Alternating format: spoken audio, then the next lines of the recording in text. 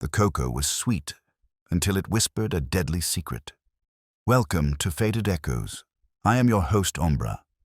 Drop a comment with where you're listening from. I love seeing this community grow. Your thoughts make every mystery more thrilling. Let's dive in. If you want a peaceful morning in New York, don't move into a brownstone on West 35th Street containing Nero Wolfe, 3,000 orchids, and me. It won't be peaceful, and it definitely won't be simple. That Thursday started like any other. Fritz in the kitchen humming at the stove, the orchids getting their 11-to-1 seance upstairs with Wolfe, and me at my desk wondering what law of nature said the mail had to be 90% junk and 10% bills. I had just flipped through the last envelope and was trying to decide whether a circular on automatic typewriting assistants of the future counted as junk or comedy when the doorbell sounded off like it had a grievance. I checked the hall mirror, tie straight, dimples loaded, and opened up. The woman on the stoop had the look of someone who'd spent a long time talking to herself in a cab and hadn't enjoyed the replies. She was in her early 30s, trim without trying, wearing a cocoa brown suit that fit her too well to be off the rack. The suit and her eyes matched in shade, which was good coordination but didn't make her look any calmer. She had a leather portfolio under one arm and a handled paper bag dangling from the other hand. The bag sagged near the bottom, the way paper does when it's been carrying something heavier than its self-respect. "Mr. Wolfe?" she asked. "Possibly later," I said. "You've got the warm-up act. Archie Goodwin. You're expected, or is this an ambush?" She hesitated, like she wanted to get offended but didn't have the energy. No, I don't have an appointment. Are you very busy?" "Me? No, but Mr. Wolfe considers it an act of violence if anyone tries to see him before 11. Lucky for you, you're just late enough." I stepped back. "Come in. You're tracking anxiety on the rug." She came past me into the hallway with a quick, nervous step, as if she was afraid we'd change our minds before she got to the office door. From the way she gripped that paper bag, it could have been a bomb or a baby. I led her into the office and parked her in one of the yellow chairs facing Wolfe's desk. The big chair behind the desk was empty. At that hour, it always is. "Now," I said, leaning a hip on my own desk, "I'll need a name for billing purposes, and to shout dramatically later if you faint or confess." She put the portfolio on her lap and wrapped both hands around it. "My name is Camilla Darnell." That got a minor tick in my mental logbook. Fritz's grocery bills had taught me that the name Darnell in certain circles didn't come cheap. Darnell Heritage Cocoa had a whole shelf to itself in the pantry, tins in shades of brown and gold you could spot from the moon. "Any relation to the people who send Mr. Wolfe into moody silences when we run out of cocoa?" I asked. Her chin lifted a fraction. "I'm the Darnell in charge of the company. My grandfather founded it. My father managed it until he retired last year. I'm CEO now." "Congratulations," I said. "And condolences. What's in the bag? Hostile takeover?" That got me the first sign that she might be human. Her mouth twitched. "Samples," she said. "But that's not why I'm here." "You're in luck," I told her. "Mr. Wolfe prefers clients who didn't come to show him cocoa." That is exactly why I did come. I decided we were drifting beyond my pay grade. "Okay, that I want to hear, but it should probably be with him in the room. He's due down in 10 minutes. If you listen closely, you'll hear the floor complain." She tightened her hands on the portfolio. "Is he really as—" She broke off. "As what?" I prompted. "Obstinate? Lazy? Brilliant? Heavy?" The answer's yes, and he likes his adjectives in that order. "I've read about him," she said. "You were in one of the newspaper stories. You're the assistant." "That's me. I handle the running, the talking, and the getting hit, and he handles the thinking. Sit tight." I went to the kitchen and told Fritz we had a possible paying visitor. That means coffee for me beer for Wolfe, and something neutral for whoever's nervous in the front room. When I came back, she had the paper bag on the floor by her foot, like it was a pet she wasn't sure she wanted. A minute before 11, the office door from the hall opened again, and the room lost any illusion that I was in charge. Nero Wolfe filled the doorway first, and then the space behind his desk, lowering himself into his custom-built throne with the slow, careful authority of a man landing a zeppelin. He had a book under his arm, he always does, which he placed on the right corner of the desk, spine facing away from the world. His lips pursed once while he settled in, more from habit than exertion. His eyes, yellow-brown and heavy-lidded, went to the woman. "Pfui," he said. "She's frightened. I detest frightened women. They shed incoherence." "Morning to you, too," I said. "This is Miss Camilla Darnell. She comes from the land of the tin can Fritz prays over. She says she brought samples." Wolfe's look sharpened by a micron. "If you didn't know him, you'd say he didn't move at all." "I know him. Miss Darnell," he said, inclining his head the width of a postage stamp. "You may state your business. I warn you, if it requires me to stir from this chair or use my eyes on a ledger, I shall reject it." She swallowed, straightened, and started. "Mr. Wolfe, my company, Darnell Heritage Cocoa, is being sabotaged." He closed his eyes. I could almost write the thought bubbles. "Sabotage," he repeated. "There are federal agencies for that. There are lawyers. There are, God help us, public relations firms. Why in the name of sanity do you think I concern myself with squabbles among manufacturers of flavored powders?" "Because," she said, and her voice steadied, "no one else will believe me, and because the sabotage isn't about money, it's personal." Wolfe opened his eyes again. They moved, with effort, to me. "Archie, explain." "I just met her at the door," I said. "If you'd like, we can all step into the hall and restage the scene so you feel included." He grunted, which is as close as he gets to admitting he walked into that one. "Very well, Miss Darnell. Elaborate, but be concise. Brevity is the only courtesy I insist upon." She took a breath. 3 months ago, we launched a new line. Single origin reserve cocoa powders. Premium blends, carefully sourced. Demand was high. We had strong reviews. Then, about 6 weeks ago, complaints started trickling in. People said the cocoa tasted wrong, bitter, metallic, off. We ran tests, multiple labs. Every time, the samples we pulled from our warehouse were fine, but the tins from certain stores weren't. "Certain stores?" Wolfe asked. "High-profile ones? Gourmet markets? Hotels? A few restaurant kitchens that feature us on their menus?" "Fritz mentioned that," I put in. "He said the Darnell at Le Vallon tasted like it had a grudge." Her eyes flicked to me. "Yes. Le Vallon reported it last month. They stopped serving us until they had answers." "Cowards," Wolfe muttered. "They should have sought answers before they adulterated their shelves with your tins." Her mouth tightened. "We did everything we could. We checked our manufacturing process, our supply chain, distribution. We started spot-checking shipments at random. We still haven't found a single faulty tin inside our own control." "That is impossible," Wolfe declared. "If complaints are genuine and your inspections competent, the aberration must occur after your control ends. You're not the victim of a failing process, Miss Darnell, but of an intervening hand." "That's what I think," she said quickly. "We traced the earliest complaints. They all involve our most expensive blend, Maravilla Reserve." "Ah," Wolfe murmured. "Maravilla." That tone meant he had met Maravilla before, probably late at night in a mug next to his bed. "Those tins have been opened," she went on, "tampered with, and resealed perfectly. Whoever's doing it knows packaging. They're replacing a portion of the cocoa with something else, something that tastes awful and, in a few cases, made people ill." "Poison?" I asked. "Not in a lethal sense," she said.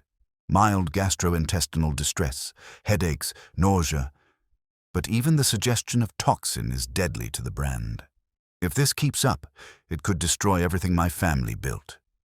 She leaned forward a little, eyes locked on Wolfe. We've taken everything to the police. They say without proof the tampering is happening after delivery. They can't treat it as anything more than a defective product issue. Our insurer thinks we're hiding a production problem. Our board wants to recall the entire reserve line and write it off as a failed experiment. They say I'm overreacting. The market adjusts, they tell me. Her fingers tightened. It's not the market. Someone is doing this, carefully and specifically to us.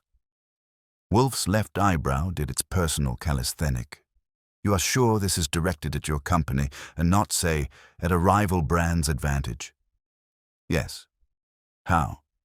Because, she said, and for the first time there was heat under the nervousness. 3 weeks ago, I received a note. Uh-huh, I said. We now approach the part where you show the detective something you ought to have started with. She opened the portfolio, took out a plastic sleeve, and slid a folded sheet onto Wolfe's blotter. I got up and moved behind him so we both had a look. The note was typed on plain white paper. Cheap, thin stock. The words were short and not trying for poetry. I read aloud, "When you drown in your own chocolate, you'll know it wasn't the river's fault. Some inheritance should never have been claimed. No signature, no threats about deadlines, demands, or dollar amounts. Just that." "Charming," I said. "No fingerprints, I assume." She nodded. "We had the police check. Nothing. It was mailed from a box in Midtown. No cameras, no witnesses." Wolfe tapped the edge of the plastic sleeve with one finger. "The river," he repeated. "Inheritance. You took your father's post recently, you said." "Yes. He retired last December. Officially, anyway." "Officially?" "He still calls twice a week to tell me what I'm doing wrong." "Father's will," Wolfe murmured. And I had to admit that one surprised me. I don't know anything about Wolfe's father, but I'd lay 10 to 1 the old gentleman had never been in a cocoa plant. He shifted his weight in the chair, which for him is the equivalent of a lesser man doing jumping jacks. "This is an annoyance, Miss Darnell, but not a case for me. You have no dead body, no overt crime beyond the vague, though deplorable, act of adulterating a beverage. You are not being blackmailed. You are not even, so far as I can see, being addressed directly. This anonymous scribbler may be nothing but a malicious simpleton." She stared at him as if someone had snatched the floor out from under her. "You won't? You're refusing?" "At present, yes," he said, and reached for the book. That's when she played the card that made the air in the room lean forward. "I haven't told you everything, Mr. Wolfe." He sighed without sound and let the book stay on the blotter. "Of course not. No client ever does. Proceed." She bent, grabbed the paper bag from the floor, and put it on his desk. It crinkled in protest. "These are 3 tins of Maravilla Reserve," she said. "One from our warehouse 2 days ago, one pulled off a store shelf after a complaint, and one that was delivered directly to my apartment yesterday morning before I left to come here." "Delivered by whom?" I asked. "I don't know." Her mouth tightened. "My doorman thought it was a promotional gift. There was no return address, just a note stuck to the lid, in the same typing as the letter." She pulled another plastic sleeve from the portfolio and passed it to me. The smaller note said, "This one's just for you." "No sign of tampering," she went on. "The seal looks perfect. The tin is intact, but I'm certain it's one of the altered ones. I brought it because if he won't believe your tests, maybe he'll believe his tongue." I finished for her. Her eyes met mine and held. "Yes." The silence in the room grew a rind. Wolfe's gaze was on the 3 tins as if they were pieces in a chess problem where the stakes included his dinner. "Archie," he said finally, "examine them." I pulled the bag open and laid the tins out on the desk. Identical, same gold band, same Darnell crest, same smug promise that you were about to drink something that had never heard the word economy. I marked the bottoms, she said. A for the warehouse sample, B for the faulty store tin, C for the one delivered to my apartment. The marks were small, neat letters in ballpoint. Do you want me to crack them? I asked Wolfe. Or shall we wait until Fritz can stand in the doorway and clutch his heart? No lids, Wolfe commanded. Not yet. He turned back to Miss Darnell. What do you expect me to do if I undertake this? Find out who is doing this and stop them, she said simply. If you need compensation beyond your fee, we can discuss that. But I came to you because... She hesitated. Yes. Because whoever is doing this, she said quietly, knows me, knows my family, knows enough about us to make that first note about inheritance hurt more than any financial loss. They're not trying to ruin Darnell. They're trying to ruin me through Darnell. I can manage business threats. I can't. She stopped, shut her mouth, and regrouped. I need someone who can see people, not just paper trails. That's what they say you do. That little speech landed. I could tell because Wolfe's eyelids lowered halfway and stayed there, which is his version of narrowing his eyes suspiciously. I see people when they come into my house, he said, and I have seen you. That is all. Then see me again, she said, surprising both of us, I think.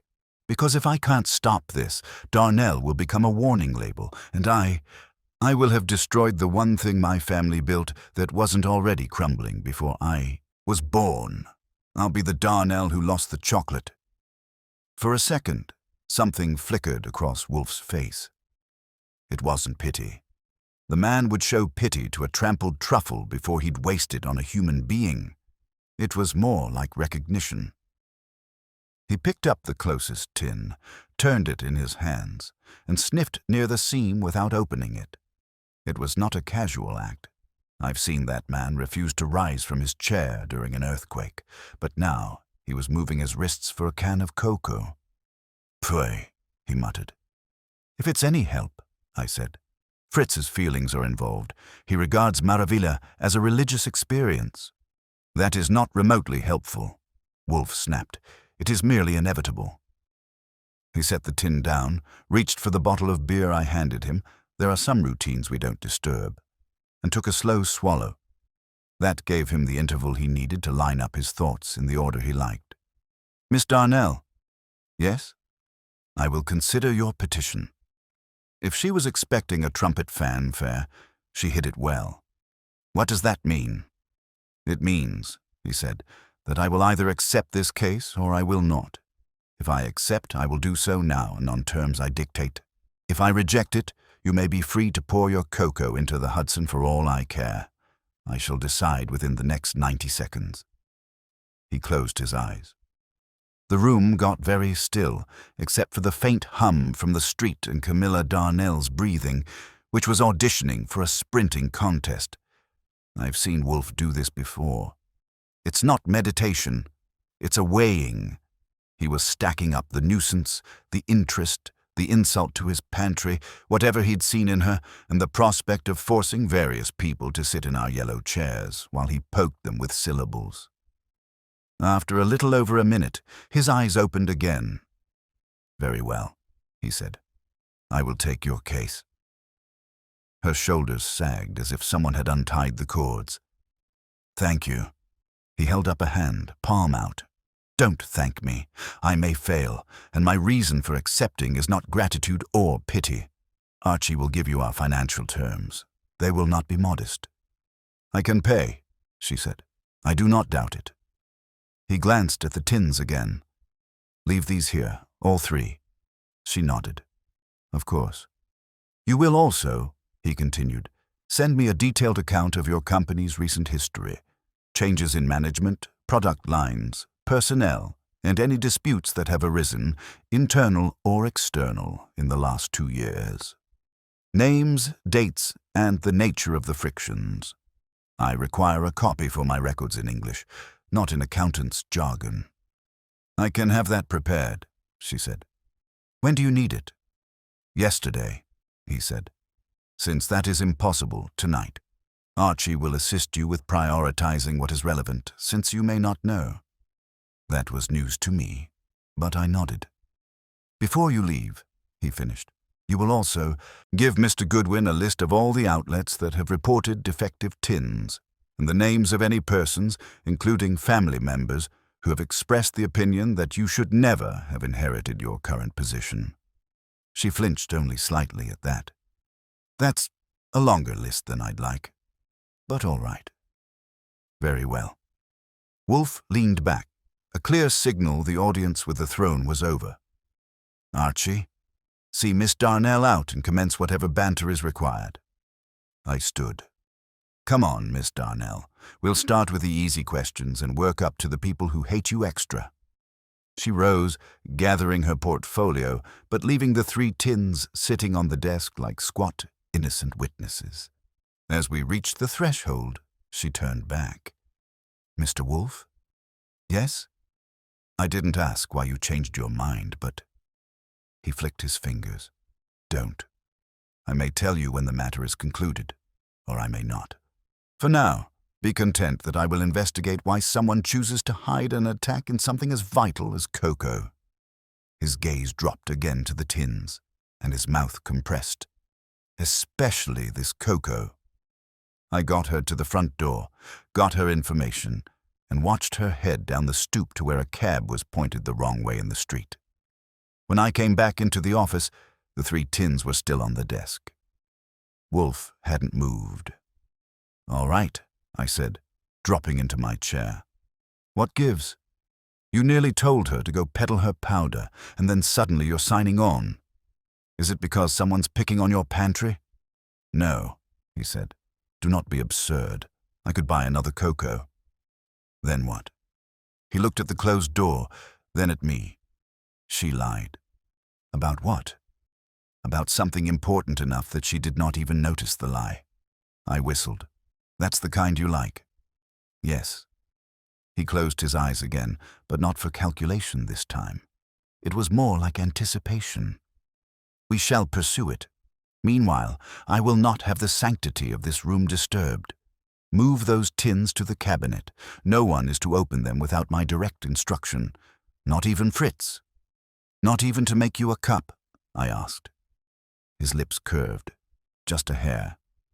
Archie, if what I suspect is true, somewhere among those tins there is a cocoa that hid a poisoned truth. I mean to taste it, but on my terms, not theirs. He reached for his book at last. That was the moment I realized this wouldn't just be about a few bad drinks and a nervous heiress. Something, or someone, had just slipped into the brownstone in the shape of 3 neat metal cylinders on Wolfe's desk, and whether it was cocoa, poison, or just plain spite, it had his full attention. Wolfe didn't open his eyes for a full minute after I tucked the tins into the cabinet beside the safe. He's done that before. Gone still as a boulder while the machinery in his head rearranged the pieces on a board the rest of us haven't even seen yet. I've learned to let him enjoy it. You don't interrupt a man mid-epiphany unless you want to get epiphanied yourself. When he finally spoke, it was without preamble. Archie, call Miss Darnell. Inform her that I require delivery records for all Maravilla Reserve shipments in the past 8 weeks. Full logs, and I want the names of any employees with access to inventory after hours. That'll be a cheerful phone call, I said. Anything else to brighten her day? Yes. Tell her not to alert her board. If they learn I'm involved before I've had the chance to examine her predicament, they'll meddle. I won't have meddling. Understood. What about sampling the goods? He gave the cabinet a look that belonged in an exhibit labeled Predators Considering Lunch. Not yet. To taste prematurely would be imbecilic. I need a context first. That meant I was free to go to the front room and use the phone. Camilla Darnell answered on the second ring, voice steadier than when she'd come in, but still perched on the edge of something sharp. I relayed Wolfe's requests, tiptoeing around anything that sounded like urgency. She promised to have the logs scanned and sent before evening, and that she'd personally extract the list of employees with after-hours access. "And Mr. Wolfe doesn't want the board involved yet?" she asked, low. "No," I said, "and if you tell them now, he'll know. He has a sixth sense about executive interference." A short silence followed. "All right, Mr. Goodwin, I'll keep this between us for now." "Good. And Camilla?" "Yes?" "Don't accept any more packages. Cocoa, flowers, singing telegrams, nothing. Someone out there has a hobby they shouldn't." "I won't," she said, though from her tone I wasn't convinced she'd slept well recently. Back in the office, Wolfe had opened his book but wasn't reading. The page lay flat under his gaze, but his mind was elsewhere. "What's the play?" I asked, taking my chair. "The play," he said, "is to reconstruct the sphere in which Miss Darnell operates. Whoever tampers with her product must have both motive and opportunity. At present, we are groping." "Not for long," I said. "She's sending the logs tonight. That will be a start. Meanwhile, you will go to Le Vallon." That surprised me. To sample the bad cocoa? To evaluate the conditions under which the complaint arose. He flicked a hand. People at high-end establishments tend to exaggerate both their expertise and their grievances. I want confirmation from someone not blinded by pretension. Who's not blinded at Le Vallon? The guy sweeping the sidewalk. His brow inched downward. "Archie, go. Speak with their pastry chef, with their service staff, with anyone who actually tastes what they serve rather than pontificates about it." "All right," I said. "You want me out now?"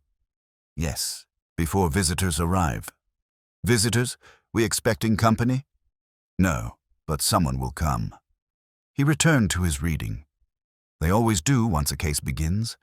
Curiosity, panic, or guilt draws them. The first to arrive will tell us much. That was Wolfe's special form of prophecy. Vague, unnerving, and usually right. I grabbed my coat, checked the cabinet to make sure the tins were secure, and headed out. Le Vallon sat 2 blocks east of Madison, where the rent comes pre-inflated, and the waiters look at you like you're about to insult their ancestry. The maitre d' recognized me from a previous inquiry involving truffles and a disgruntled violinist, and his expression suggested the universe had failed a test. "I'm here for your help," I told him. "Not to arrest anyone. This concerns a report you made last month about Darnell Maravilla Reserve." His spine straightened half an inch. "It was unfit to serve. We acted appropriately. And I'm here to see how appropriately. Who tasted the batch first?" He hesitated, calculating whether honesty or snobbery would offend me less. "Our pastry chef, Monsieur Delacroix. He prepares a nightly cocoa soufflé using Darnell." "Take me to him."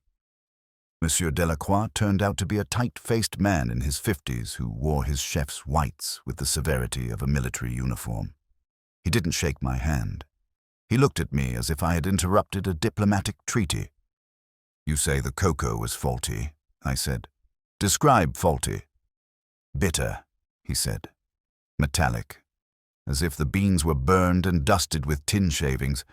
I've used Darnell products for years. This was an insult." "Did you keep the tin?" "No, I returned it to the distributor with our complaint." "Any leftover product?" He shook his head. "I do not store poison." That raised an eyebrow. "Poison, huh? You think it was doctored?" "I think someone who hates flavor meddled with it. That is the same thing. Anyone around here with access to the storage room? Staff disputes? Departing employees with a grudge?" He bristled. My kitchen is impeccable." "Glad to hear it. But the cocoa didn't walk in from the street. Someone had to handle it." A muscle in his jaw ticked. "We have had turnover. 2 junior cooks left last month, but they were incompetent, not malicious." "Names?" He supplied them. I wrote them down. "And these staff members," I added, "did they handle the Darnell shipments?" "Everyone handles shipments. That is how kitchens work." "Fair enough." I took a final look around. A tidy room, precise stations, nothing to suggest foul play happened on site. As I stepped back through the dining area, I caught sight of a man at a corner table watching me with more interest than the souffle in front of him. Neat suit, business calm, eyes too alert. When he noticed I'd noticed, he dropped his gaze. I didn't approach him. Wolfe hates when I prod before he's ready. But I walked out with a feeling I'd just seen the front runner in his prophecy about unexpected visitors. When I got back to the brownstone an hour later, the front door was closed, but not quiet. Someone was inside with Wolfe, and whoever it was had come with urgency. Only one arrives at the brownstone with urgency. As Wolfe put it, that can mean anything from a panicked client to a troublemaker rehearsing a confession. Either way, a smart man listens before he barges. The voice drifting down the hall wasn't panicked. It was smooth, practiced, and just a shade too careful, like someone who'd ironed his sentences before speaking them. "And I told her not to go to you, Mr. Wolfe," the man was saying. "She never listens when she gets frightened." I stepped closer until I had a clear angle through the office doorway. Wolfe was in his chair, of course, half reclined, eyes hooded, watching the speaker with the mild distaste of a man observing a wasp that believes itself a hummingbird. The man himself was the same one from Le Vallon, the quiet observer in the corner. Up close, the details sharpened. Early 40s, tidy brown hair, a suit that aimed for unremarkable but didn't quite make it. He had the polished manner of someone who handled problems professionally and expected gratitude in return. He turned as I entered, and his expression flickered, from calculation to something that tried to resemble friendliness. "Mr. Goodwin," Wolfe said without looking at me, "this is Mr. Aldous Bentham. He is—" He made a faint, annoyed gesture with one hand. "Attached to Miss Darnell in some advisory capacity that he has only now explained." Bentham smiled thinly. "I'm her company's legal counsel. And for the record, I didn't come here to interfere. I came to mitigate." "Is that so?" I said. "Because I saw you at Le Vallon just now. Either you are shadowing me, or you have a hobby of eating expensive desserts alone at 3 o'clock in the afternoon." His eyes didn't flinch. Points for discipline. "I was having a meeting. I didn't recognize you until you left, and I certainly wasn't following you." Wolfe snorted softly. "No one said you were following him." His phrasing was deliberately suggestive. "I live for innuendo," I said. "It keeps me young." Bentham turned back to Wolfe. "Mr. Wolfe, I respect your reputation, but Camilla is under tremendous strain. The board is already questioning her leadership. If they discover she's engaged a private investigator, especially one as prominent as yourself, they'll assume she's hiding a serious production failure." Wolfe eyed him like a man contemplating whether to swat a fly or let it expire on its own. "Miss Darnell has retained me. It is of no consequence to me what her board assumes." "Maybe not," Bentham said, "but it would devastate her position. I came to ask, politely, that you withdraw, quietly, before matters escalate." I could almost feel Wolfe's blood pressure rise, which meant it probably didn't rise at all, but mentally, he was sharpening something. "No," Wolfe said. Bentham blinked. "Just no." "No." Wolfe leaned back, fingers interlaced across his middle. "Your concern is noted but irrelevant. Miss Darnell engaged me on a matter of sabotage. She has provided evidence. I will pursue the matter unless she personally retracts her request." Bentham's jaw tightened. "You're making a mistake. You don't understand the internal politics at Darnell." "Sir," Wolfe murmured, "if I required tutoring in corporate pettiness, I would read the financial pages aloud to my orchids." I stepped forward before Bentham could retort. "Tell me something, Mr. Bentham. If you're so dedicated to protecting Miss Darnell's reputation, why were you at Le Vallon watching me like I was about to steal the silverware?" That time, the flicker in his expression wasn't discipline. It was annoyance. "Coincidence," he said.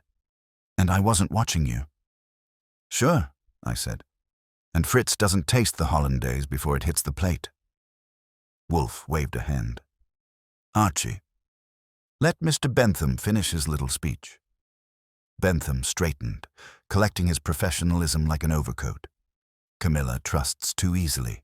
She thinks someone is targeting her personally. I think she's overwhelmed. I'm trying to prevent her from making decisions that jeopardize the company.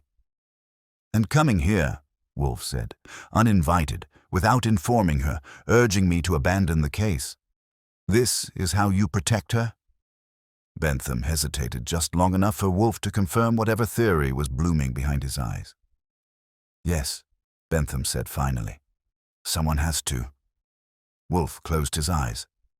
Not in irritation. In conclusion. Mr. Bentham, he said mildly, you will now leave. Tell Miss Darnell you spoke to me if you must, but do not, under any circumstance, attempt to interfere again.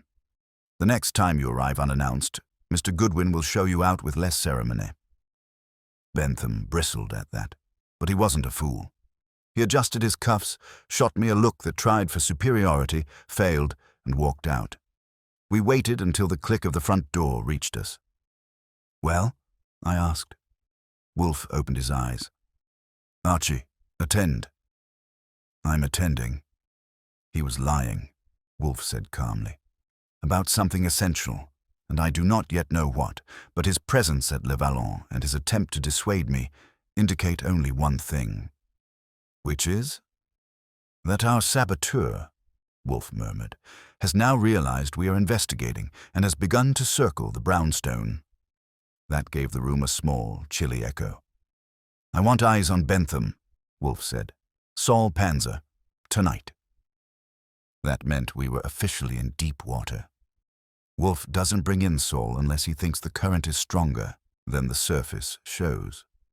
On it, I said, heading for the phone. And as I dialed, it struck me. The game had shifted the moment Bentham walked through the door. Someone out there wasn't just tampering with Coco. They were tampering with the truth. Saul answered on the second ring, sounding exactly as he always does. Calm, awake, and only mildly surprised that the world still had problems requiring his attention. I filled him in on Bentham's pop-in visit, the Le Vallon sighting, and Wolfe's request. I can start watching him tonight, Saul said without hesitation. Office, home, or both? Both, I said. He's the type who keeps his trouble in different pockets. I'll report in the morning, Saul replied. And that was that. When Saul Panzer promises a report, you can set your watch by the punctuation. I returned to the office to find Wolfe in the same position I'd left him, but his eyes were open now, studying the 3 tins on the cabinet with the kind of solemnity other men reserve for burning bush revelations. Saul's on it, I said. Good. Sit, Archie. We must refine our suppositions. When Wolfe says refine, he means I get to play Socrates while he rearranges the universe to his liking. I sat. Mr. Bentham, Wolfe began, arrived too quickly. He said he wanted to mitigate, I said, which is legalese for I came to meddle. More than meddle. To intervene, Wolfe corrected. He knows Miss Darnell sought help. He disapproves. Yet instead of confronting her, he confronted me. That is telling. He thinks you're the threat. Precisely. And yet, he did not ask what she told me. He did not inquire about the evidence she presented. He did not even ask whether I accepted the case. He came with a single purpose, to discourage me. That is not the behavior of a man protecting her interests. It is the behavior of a man protecting himself. That's a strong theory, I said, but it doesn't tell us what he's hiding. No, Wolfe agreed, but his anxiety reveals that my involvement jeopardizes him in some manner, and it suggests that Miss Darnell's initial statement, while earnest, was incomplete. You said she lied. About what? He tapped one finger on the arm of his chair. She said the sabotage began 6 weeks ago, but she displayed the tension of someone enduring an affliction far older. Her fear is not new. Her urgency is. Something triggered her. Yes, something more recent than the tampered tins. Before I could press him for another crumb, the doorbell sounded again. Twice in one day is unusual. 3 times is a siege. I got up, half expecting Bentham to have returned for round 2, but the figure on the stoop was shorter, stockier, and much less composed. He wore a delivery uniform, one of those generic grey jobs that could belong to any courier company too small to afford branding. His cap was pulled low, and he clutched a medium-sized parcel like he intended to hand it off and sprint. "Delivery for Nero Wolfe," he said without meeting my eyes. I took one look at the box, and the hair on my neck stretched to attention. Brown wrapping, white label, typed address. No return sender. "Who sent it?" I asked. "No idea," he muttered. "It was on my route slip. Sign here." "Hold on," I said, blocking his clipboard. "Did someone hand it to you? Drop it off at the station? How'd it get in your bag?" He shifted, uneasy. "Look, mister, I just want the signature. I'm already behind." That wasn't an answer. It wasn't even a good dodge. It was the kind of reply a man gives when he's been told not to know anything. Still, he didn't have the look of someone invested in our cocoa-centric conspiracy. More like a guy who wanted to finish his shift without getting dragged into anything that required paperwork. I signed, took the box, and watched him hurry down the steps without glancing back. I brought the package to the office, and Wolfe eyed it as though it were a venomous spider someone had gift-wrapped. "Archie," he said, "you will not open that." "Didn't intend to. The wrapping's familiar, isn't it?" "Yes. The same stock as the notes. The same typeface." "And no return address," I added. He nodded once. "Put it on the side table, carefully." I did so, resisting the urge to shake it. A package showing up minutes after Bentham's attempt at sabotage deterrence was too neat to be coincidence. Somebody wanted Wolfe to receive something today, whether or not he'd agreed to the case. When the box was resting safely on the table, Wolfe stared at it for a long moment. "This," he muttered, "is precisely the trespass I anticipated." "Which kind?" I asked. "The kind intended to unsettle," he said. "To breach the brownstone with a message. Literal or symbolic. You think it's another tin? No? No saboteur so clumsy would repeat themselves so soon." He inhaled once, nostrils flaring. "But it is something, and it is deliberate." "What now?" I asked. "We wait," Wolfe said. "For what?" "For Miss Darnell," he answered. "She will call, or she will come, because whoever is sending these packages is accelerating, and when the instigator accelerates, the victim always feels the pressure first." He closed his eyes again, and his voice dropped to a low rumble. "And Archie, under no circumstance is that box to be moved, opened, or disregarded. It is a message to me, and I intend to answer it, but not before I know precisely what game is afoot." He wasn't wrong, because 10 minutes later, the phone rang, and from the sound of her voice, Camilla Darnell had reached the breaking point. Camilla's voice didn't crack, but it was pulled tight enough that one wrong word might have done the job.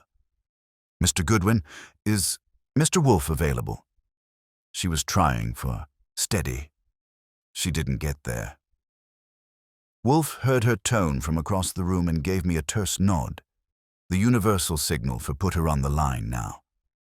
I didn't bother with pleasantries. "You sound like something just went sideways." It did. A breath. Someone broke into my apartment. That sentence alone could have put spring under Wolfe's chair, but he stayed put, eyes narrowing fractionally, hands steepled. "Tell me," I said. "I came home early," she said, the words clipped, mechanical. "My doorman said I'd had no visitors, but when I unlocked the door, my living room was disturbed. Not ransacked, just touched. A chair was moved, a drawer half open. Nothing stolen, not jewelry, not cash." "Something placed?" I asked. A beat. "Yes." Wolfe mouthed the word. What? A tin, she said. One of ours. Maravilla Reserve, sitting on the coffee table. Her breath came sharper. It wasn't there this morning. I kept my voice level. Did you touch it? No, I used a cloth to lift it into a bag. I don't trust anything anymore. Then, quieter. I don't even trust my own home. Wolfe extended his hand toward the phone, and I passed it over. When he speaks directly to a client, the temperature in the room drops. Miss Darnell, he said, his voice smooth and absolute. You will come here, immediately. I intended to, she said, but I didn't want to arrive unannounced. Pfui, he snapped. Do not waste time. Bring the tin. Bring nothing else you think may have been handled. Mr. Goodwin will meet you at the door. I took the phone back as she murmured assent. I'll be there in 15 minutes, she said. Please, don't let anyone else touch the... We won't, I said. Just get here. She hung up. Wolfe stared at the side table where our own mystery package sat, boxed and smug. It begins to converge, he muttered. Multiple tins appearing in multiple locations, I said. If this is psychological warfare, someone's doing extra credit. No, Wolfe said. Someone is herding, narrowing her world, compressing her options. Such tactics are not random. They imply knowledge, personal, intimate knowledge. Someone close. Yes, and Mr. Bentham's visit only strengthens that hypothesis.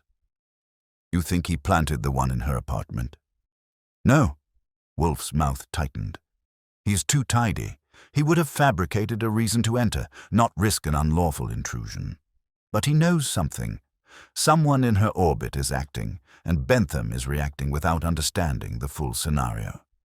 Or he does understand, I said, and he's trying to keep you from connecting the dots. Wolfe grunted. That wasn't disagreement. I moved to the window to watch for her cab and asked, You want me at the door? Yes, he said. And be observant. If she was followed here from her apartment, I want to know. Our adversary is escalating. They may choose tonight to reveal themselves. I nodded and headed for the hall. As I reached the front door, Wolfe called after me. Archie. I turned.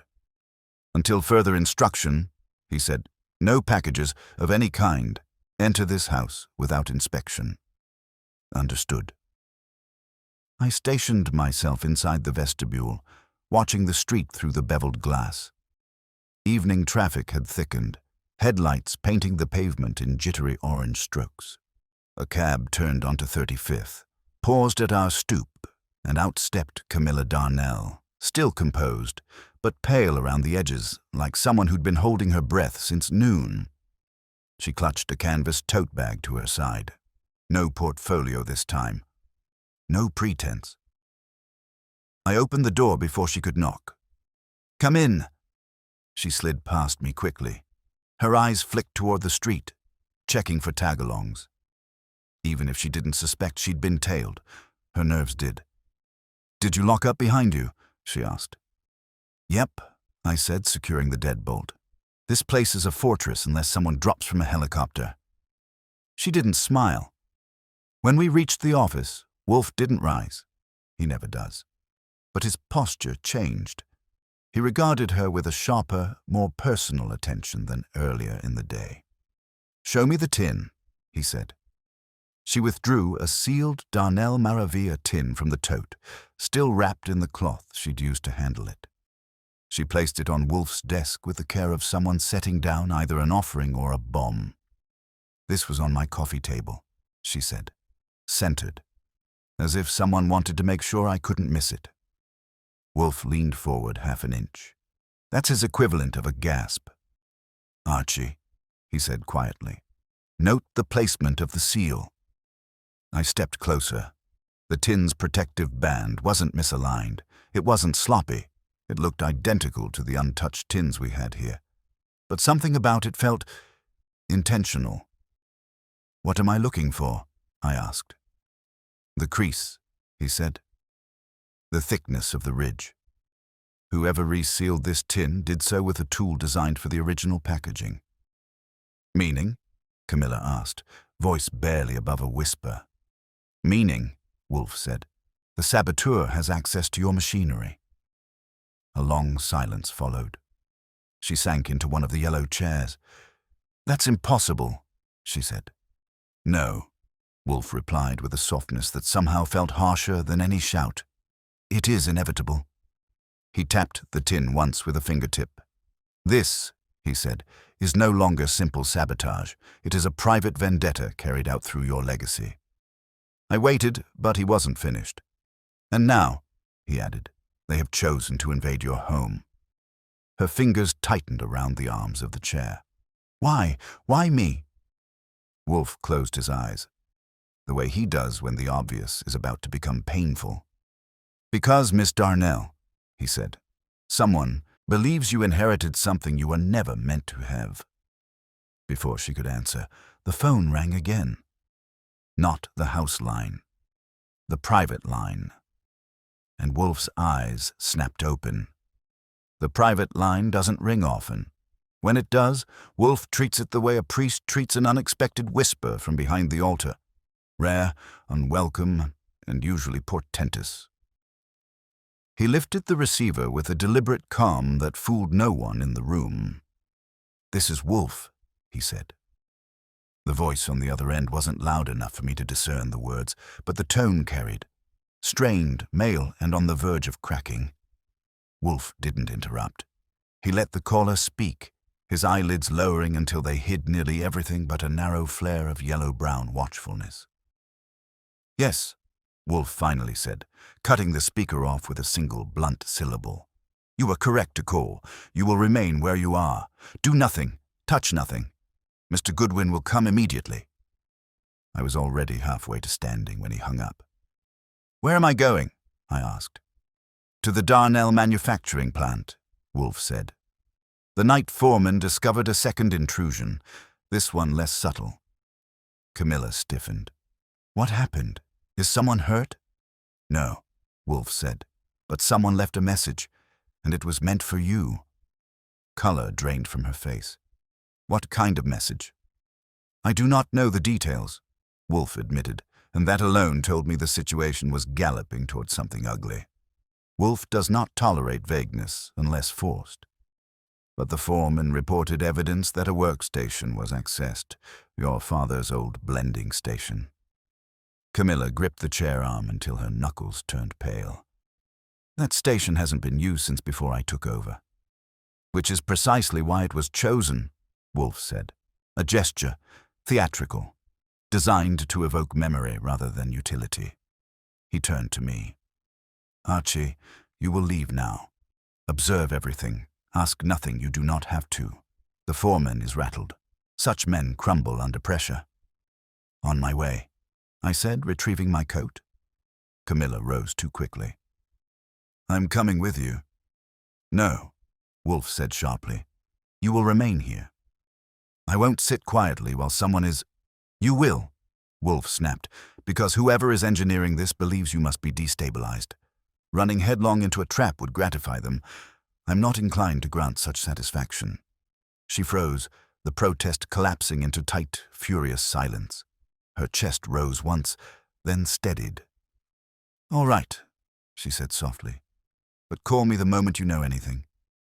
She looked at me, pleading but built on steel. "Please, you'll hear from me," I promised. As I reached the door, Wolfe added, "Archie, still here. Be wary. The saboteur is escalating in frequency and proximity. They may attempt to manipulate your presence at the plant." "Good," said. "If they try, we're one step closer." Wolfe didn't dignify that with a reply. He simply closed his eyes again, the signal that his mind had already sprinted ahead of both of us. The Darnell production facility was a 20-minute cab ride away, 10 in New York driver math, which prioritizes speed over structural integrity. I stepped out at the gated entrance, where a uniformed guard waved me through after a glance at my ID and, more importantly, my attitude. Inside, the plant was mostly quiet. Machines sleeping, air heavy with the faint ghost of chocolate. The night foreman, a broad man named Clive Cutter, met me at the main floor, jittering like a refrigerator with bad wiring. "You're the detective's man?" he asked, wiping his hands on his coveralls, though they weren't dirty. "One of them," I said. "Show me." He led me down a corridor of metal platforms and idle mixers until we reached a workbench preserved like a shrine. Older equipment, hand tools arranged in exact order, labels fading. A brass plaque read, "Darnell Special Blends, Supervisor E. Darnell." Her father's station. It wasn't ransacked. It wasn't vandalized. It was, in some ways, worse. The tools had been rearranged. Not stolen, not broken. Rearranged. A scoop placed upside down, a whisk laid diagonally, a measuring tin positioned exactly 3 inches off its original mark. Not random, not hurried, intimate. "Nothing's missing," Clive said. "Nothing's damaged. But when I came through for the mid-shift check, everything was wrong. I've been walking past this station 20 years. I'd know if a speck of dust moved." "Any sign someone forced entry?" "No. Doors locked. Cameras show nothing." Because whoever did it worked the angles. My gaze landed on the center of the station. A folded piece of paper sat atop the blending ledger.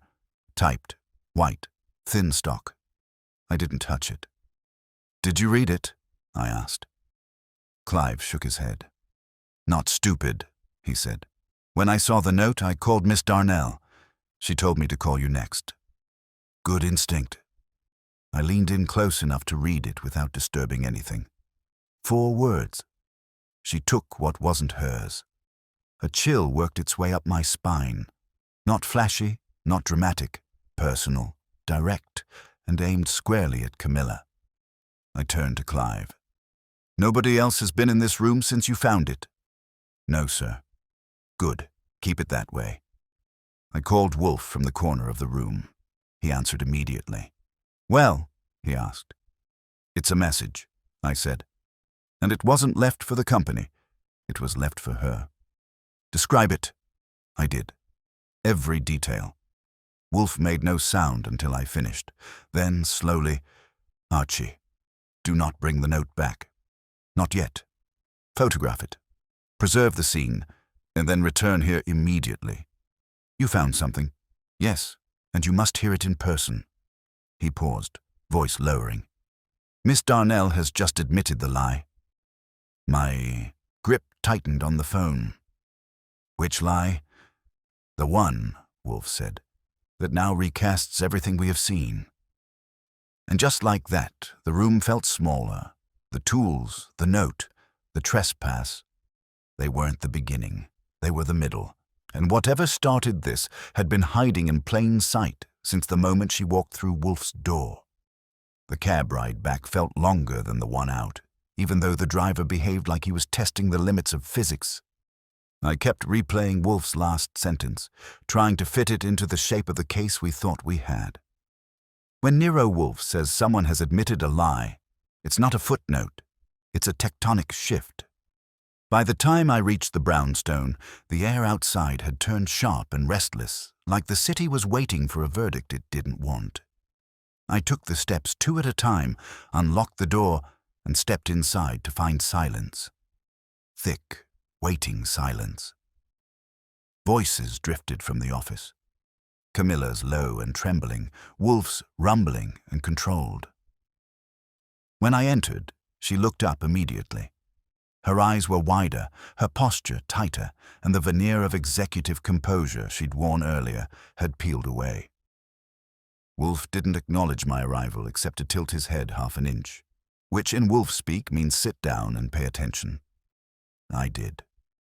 Camilla swallowed, then said, "I didn't lie about everything, just about one part, and I didn't think it mattered." "It matters," Wolfe said. "It matters immensely." I leaned back in my chair. "All right, let's have it." She clasped her hands in her lap, fingers laced so tightly the knuckles glowed. "When I took over Darnell, it wasn't because my father retired willingly. He He stepped back because the board forced him to. They said the brand was stagnating. Sales were flat. Innovation minimal. They pushed for him to step down and for me to step in. I told you he retired because that's what we told the public.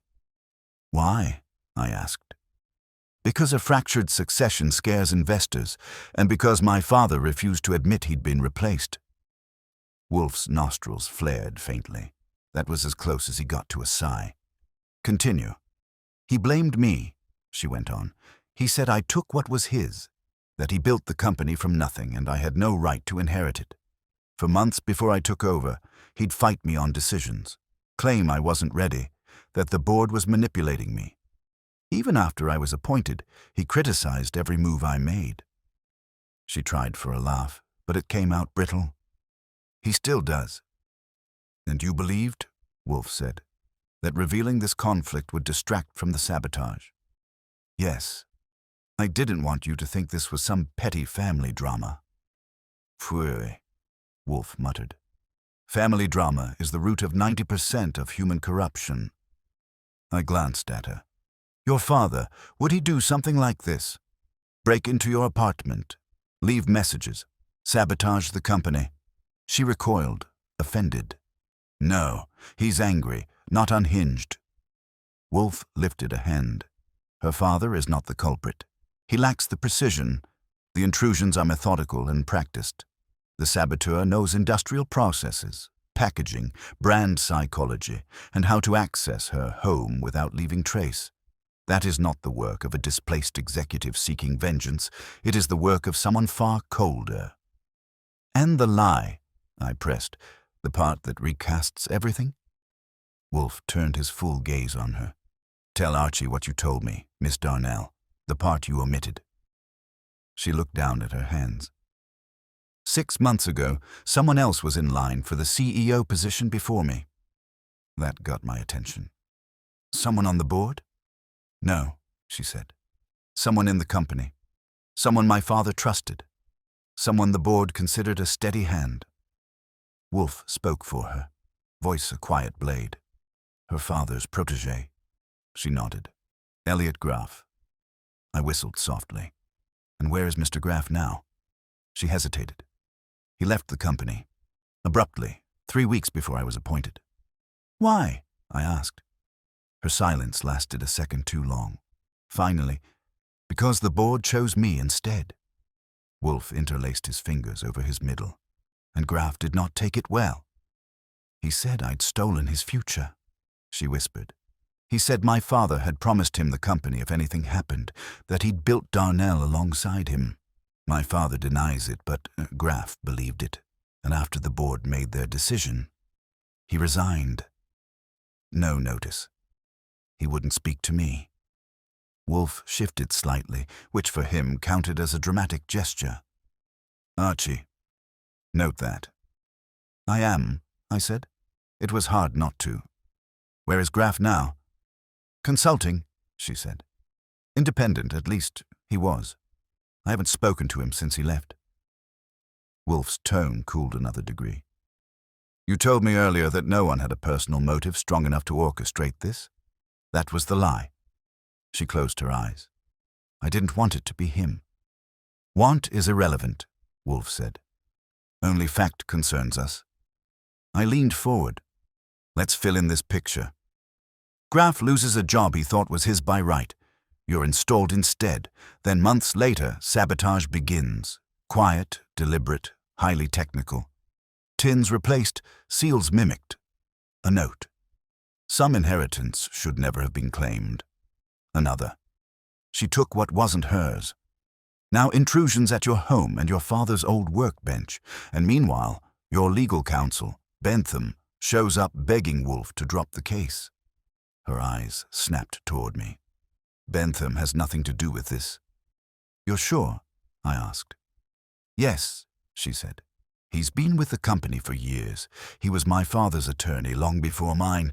He wants to protect us. He just doesn't believe this is sabotage. Wolfe's eyelids lowered. That was not agreement. Camilla, I said carefully. Graff, Does he have access to your packaging machinery? Knowledge of your distribution channels? The skill to reseal tins without trace? Yes, she whispered. He designed half of our modern blending processes. That settled something in the room. The air got heavier. Wolfe exhaled once through his nose. Archie, tomorrow morning you will locate Mr. Graff. Speak with him. Do not alert him to our suspicions. Observe, extract, and report. And tonight? Tonight, Wolfe said, we guard the brownstone. Because once a saboteur escalates to personal intrusion, they do not stop at delivering messages. I straightened. You think someone's coming here? No, Wolfe said. I think someone already has. I started to ask what that meant when he pointed, slowly toward the cabinet where the 3 tins rested. Archie, he said softly, one of those tins has been moved. Not opened, not disturbed, just moved, by less than an inch. But in the brownstone, an inch is a declaration of war. I crossed the room in 3 steps, all quiet, all deliberate. The cabinet stood exactly where I'd left it, its doors closed, the wood polished enough to show faint reflections. But Wolfe doesn't make statements lightly, and when I opened the doors, the truth hit me like a cold finger tracing my spine. The 3 tins sat inside, A, B, and C, precisely where I placed them earlier. Except not precisely. Tin B, the defective store sample, had shifted forward maybe half an inch. Not enough for a normal observer to notice. Enough for Wolfe, who treats the brownstone like a map of pressure points. I didn't touch anything. Wolfe, the door wasn't forced. Of course not, he said briskly. It needn't be. Archie, did you or Miss Darnell open that cabinet at any time since you placed the tins? No. Then someone else did. Camilla rose from her chair, pale. But how? I came straight here. You said no one else had been in the house. I said no one entered whom we observed, Wolfe corrected. I said nothing about the inevitabilities we missed. I scanned the room, the walls, the door frames, the window locks. Everything looked the same. But the brownstone has its own pulse, and I suddenly felt it beating faster. Wolfe flicked his eyes toward me. Close the cabinet. I did, slowly. Now, he said, I must tell you an inconvenient fact, Miss Darnell. Archie left the house earlier. You arrived some minutes later. Mr. Bentham visited us earlier today, and we received a package from a courier who could not explain its origin. You think someone came in during one of those times? She asked. Not merely think, Wolfe said. Conclude. With the package and with Mr. Bentham's unwelcome presence, we were distracted. That interval was sufficient. But what does it mean? She whispered. It means, Wolfe said grimly, your antagonist knows not only your patterns, but mine. My stomach did a tight roll over. You think they've watched the house? For some time, Wolfe said. They knew when Archie would be absent. They knew when I was occupied with you. They knew exactly which object to disturb without drawing immediate attention. And why move the tin at all? She asked. Wolfe's gaze drifted toward the side table, the unopened package.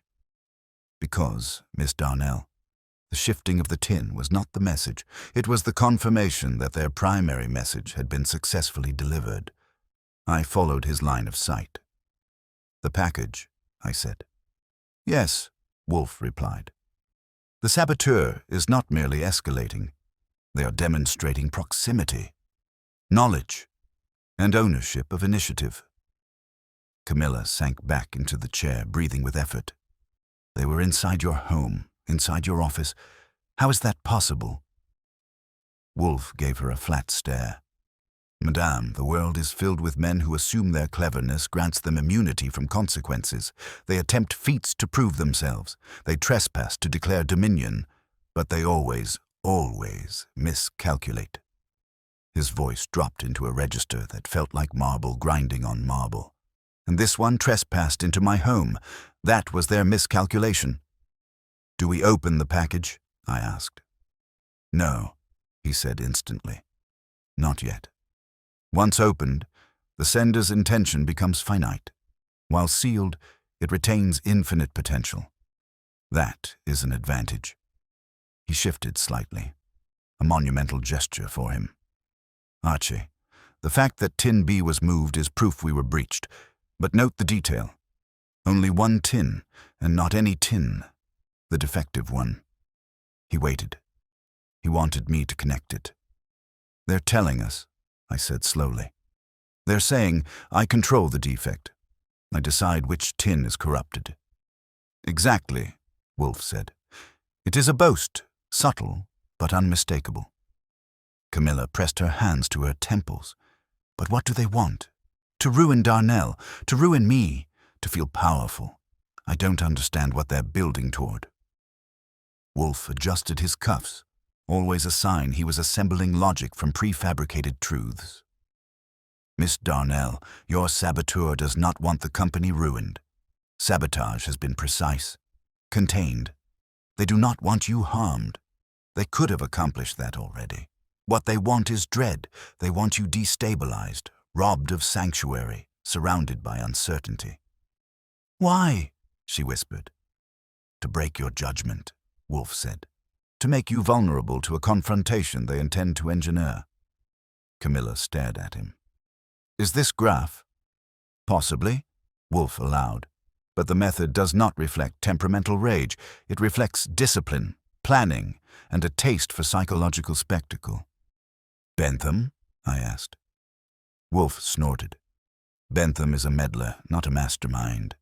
But his interference suggests he knows more than he admits, or suspects something he refuses to confront. And the trespass tonight? I asked. That, Wolfe said, was a demonstration, a way of telling us they can strike without detection. I let that sink in. Archie, he continued, tomorrow you will find Graf, but tonight we secure this house. You will check the locks, windows, the basement, and the roof access. Fritz will stay in his room. Miss Darnell will remain in the guest room. No one moves unaccompanied. Camilla swallowed. Do you think they'll come back? Wolfe gave her a long, steady look. Yes, he said, because they have now staked their presence inside these walls, and men who trespass to deliver messages also trespass to witness reactions. What does that mean? She whispered. It means, Wolfe replied, that if they have already been here once, they will want to see us discover what they left. They want to feel the impact of their performance. He pointed at the cabinet. They are watching for our response. A prickling sensation crept up my neck. So, what's our response? Wolfe's lips curved, not a smile. Something closer to an invocation. We give them what they least expect, he said. And what's that? Patience, he murmured. And a trap. But before any of us could speak again, a soft click echoed from the hallway, too light, too deliberate. A footstep, then another. Someone was inside the brownstone.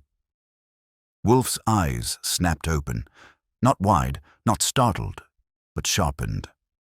A man who could sleep through a thunderstorm had just tuned into something as soft as a shoe brushing carpet. Camilla froze, breath trapped mid-chest. I moved first, raising a hand to silence her. The footstep came again, measured, careful, but not expert. A professional intruder wears silence like a tailored suit. This was someone trying too hard not to be heard, which meant they knew enough to be cautious, but not enough to belong here. I pointed at Wolfe. He lifted one finger. Wait. He wanted information, not a scuffle. So I stepped lightly toward the door, each movement as quiet as a betrayal, and positioned myself just to the side of the frame. The next sound was faint but telling, a hand brushing the banister at the base of the stairs.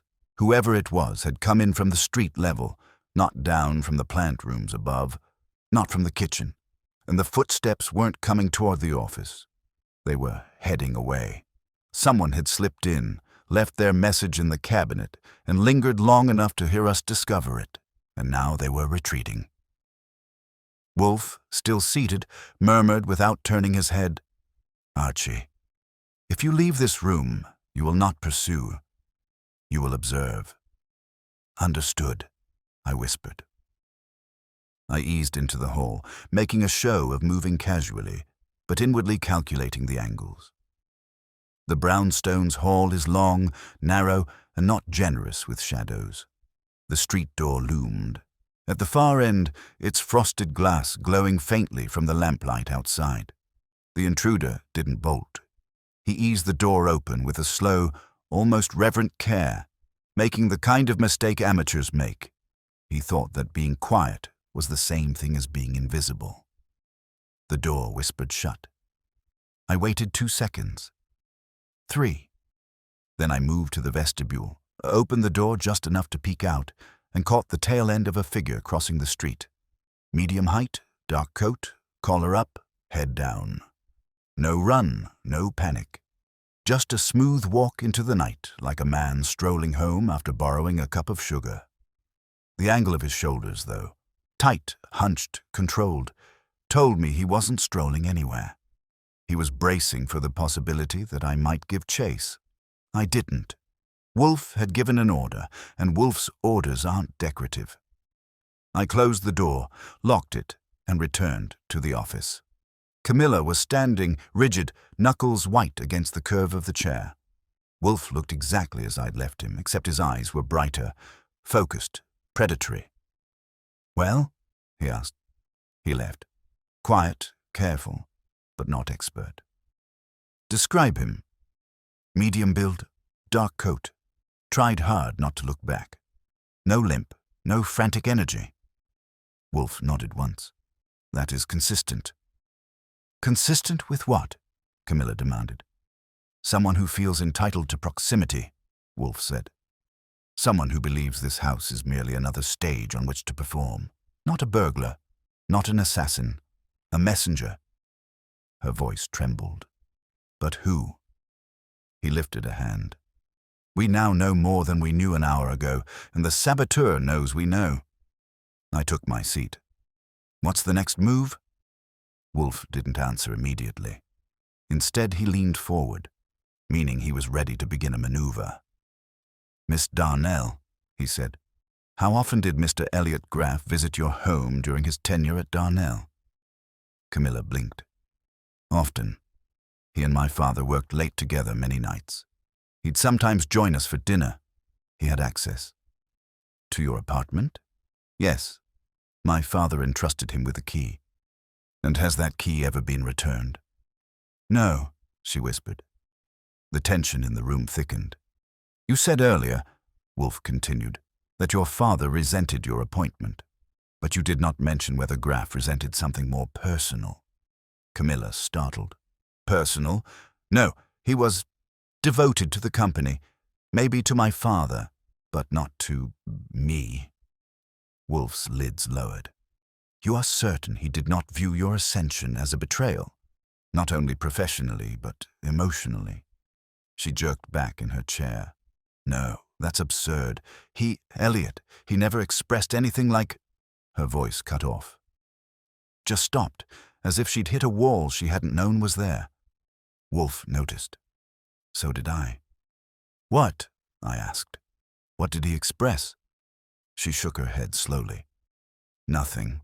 Not directly, but there were moments, odd, awkward ones.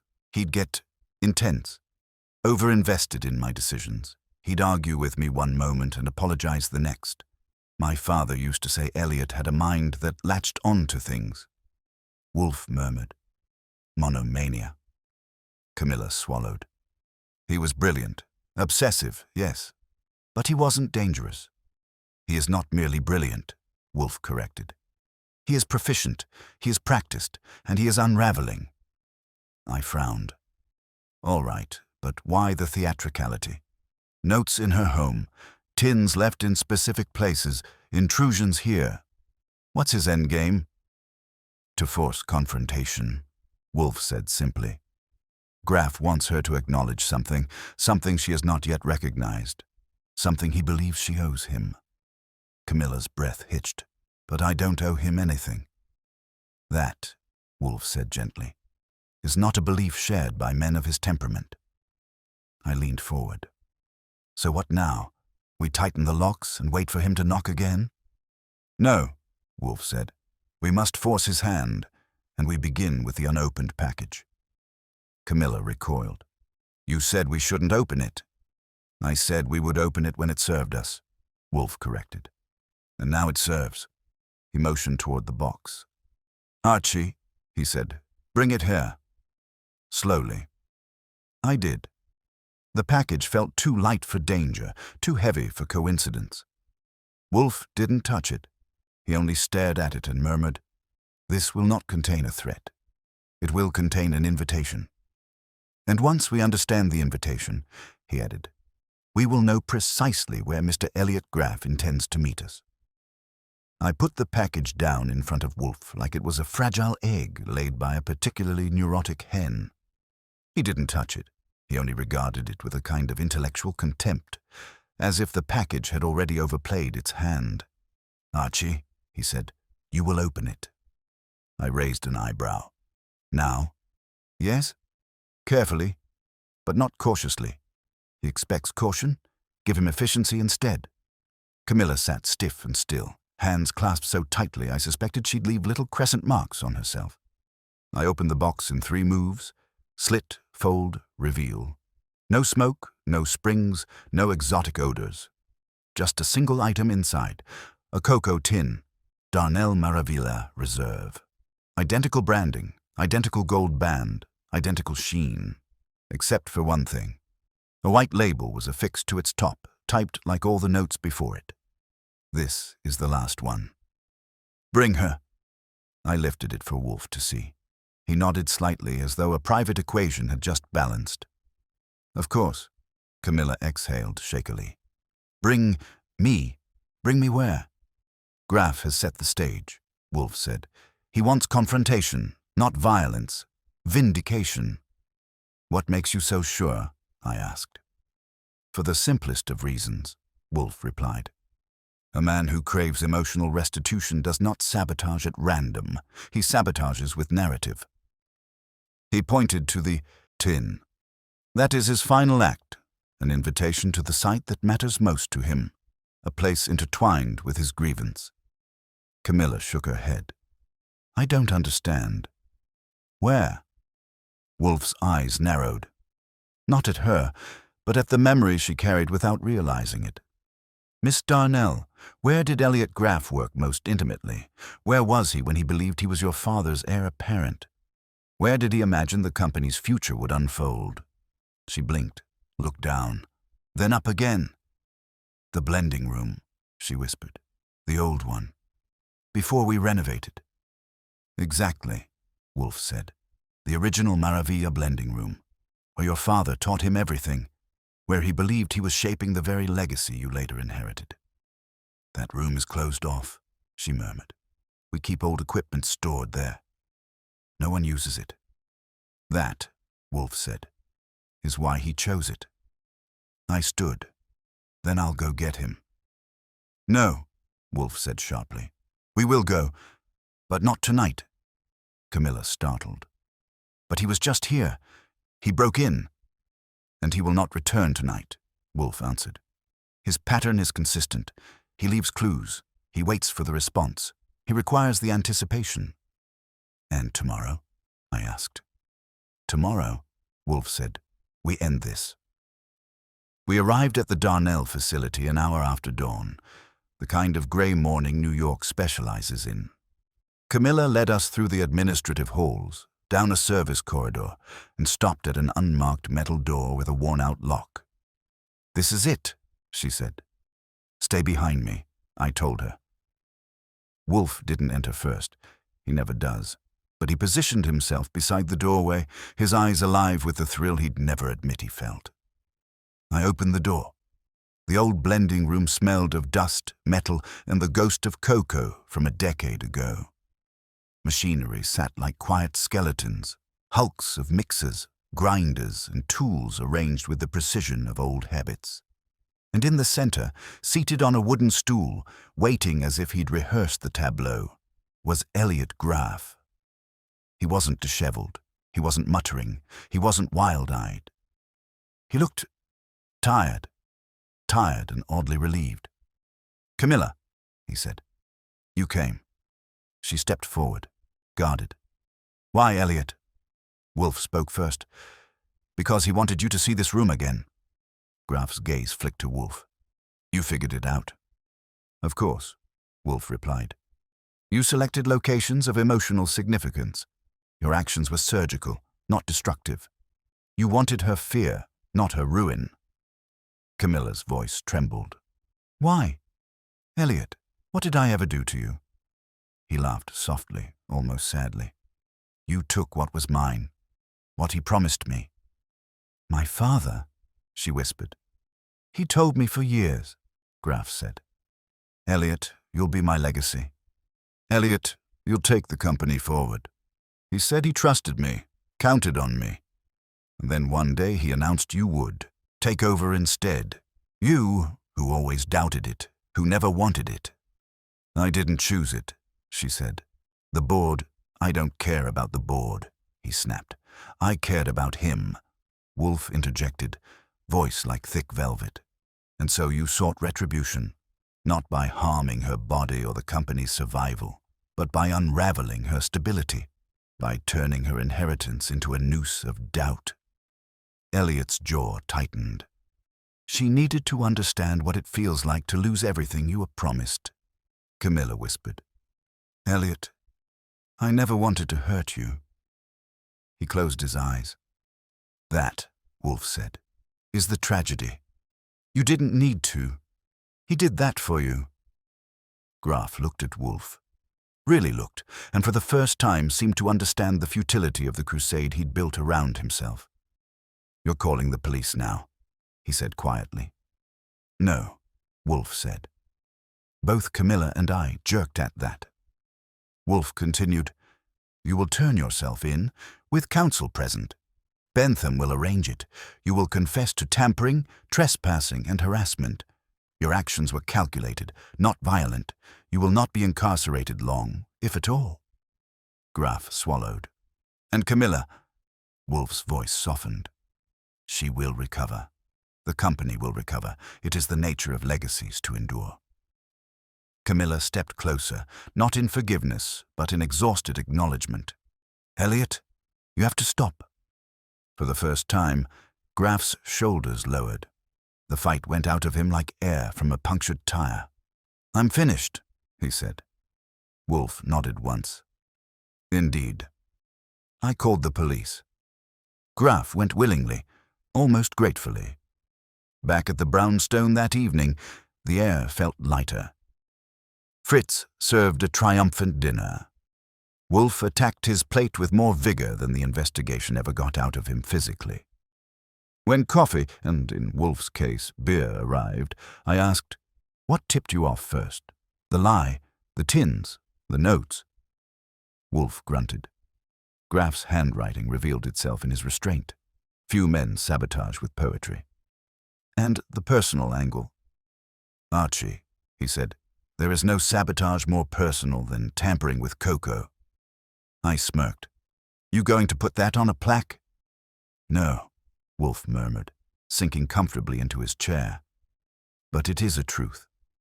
Men tamper with what they love in order to be seen by those who ignore them." Then he closed his eyes. "That," he added, "is the poisoned truth Graff wished to serve." "And you?" I asked. He opened one eye. "I prefer mine without bitterness," he said. I let him have that one. Some lines don't need a comeback, especially when they're true, especially when they're true, especially when they're true, especially when they're true, especially when they're true, especially when they're true, especially when they're true, especially when they're true, especially when they're true, especially